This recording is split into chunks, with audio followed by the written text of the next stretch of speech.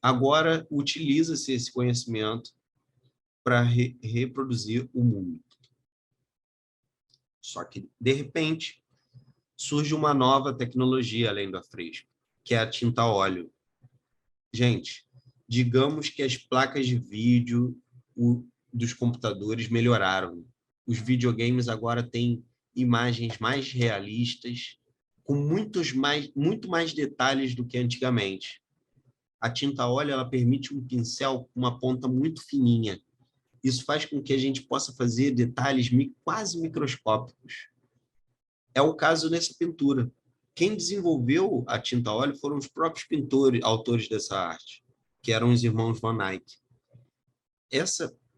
A tinta a óleo, ela trouxe a pintura para um nível de realismo muito grande, pela forma como ela permite que a pintura seja construída. Nesse caso, essa pintura aí representa o casal Arnolfini, que era um casal da burguesia holandesa, e essa mulher não está grávida. Ela, na verdade, ela tinha um desejo de engravidar e não conseguia. Esse casal nunca teve filhos, mas a pintura foi encomendada e eles eram grandes patrocinadores da razão na sociedade. A gente está falando de uma época em que o iluminismo está acendendo o pensamento racional, a construção de leis que estivessem menos ligadas à fé religiosa, uma justiça, uma construção da sociedade. Nesse momento, começa-se a esboçar conceitos como, por exemplo, a escola pública. Se tivermos uma análise sobre essa pintura, a gente vai ver que a ciência daquela época está aflorando nessa obra de arte. E aí, para isso, a gente pode até dar um zoom e ver o quanto a arte está ganhando em resolução. A gente fala em imagens de alta resolução na tecnologia de telas, na cor-luz, né? Não na tinta. Porque nessa época não existia ainda a luz elétrica, não existia o LED, não existiam as telas touchscreen que vocês conhecem. Então, o estudo das imagens era todo na pintura. Não existia nem a fotografia, que é o ponto principal que a gente está quase chegando, e é o ponto de virada na arte moderna. Ela precisou da fotografia para que os artistas ocupassem um espaço crucial na construção de imagens mais estilizadas, arte conceitual, até a gente chegar no patamar em que chegamos, que a gente chama de arte contemporânea, que é quase que todas essas bagagens ao nosso alcance. Uma liberdade excepcional que o mundo nunca teve em relação à crítica de arte, a liberdade de produção, de expressão da forma, como na arte contemporânea. A gente sempre teve grandes embates entre o academicismo, a arte que expressa emoção e a arte mais racional, uma arte mais purista nas suas técnicas. E o casal Amorfini, olha só, ele tem um tamanho, ele é até pequeno, ele tem 80 centímetros só, esse quadro.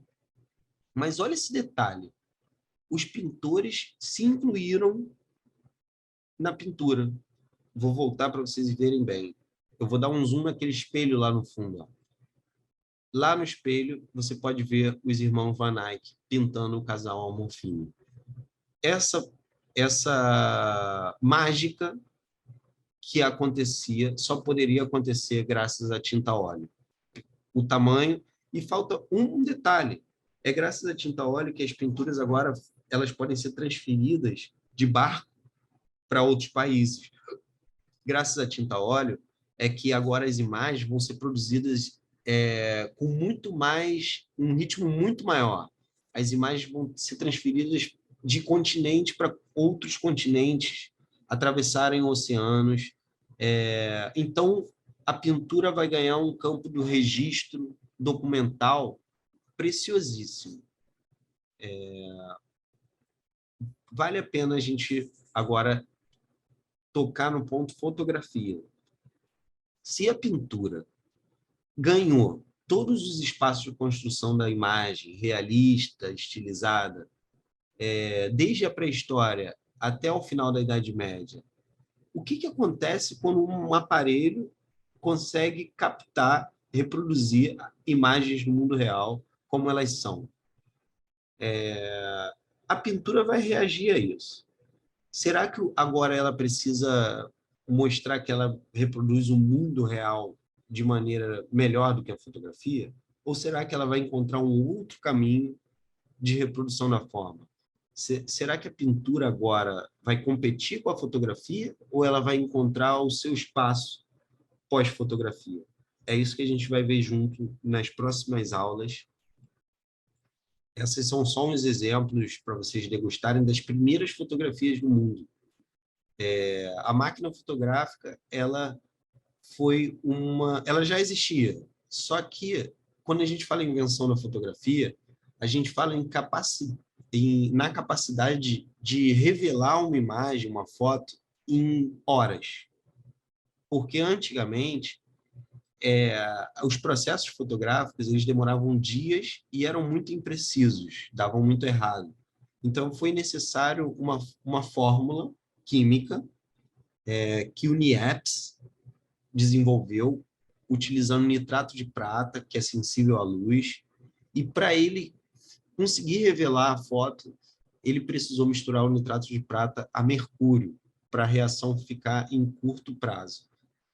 E essa invençãozinha química popularizou a máquina fotográfica. A partir daí, as pessoas começaram a adquirir e a manipular suas próprias máquinas e suas revelações. Vou fechar o nosso encontro de hoje com essas primeiras fotografias.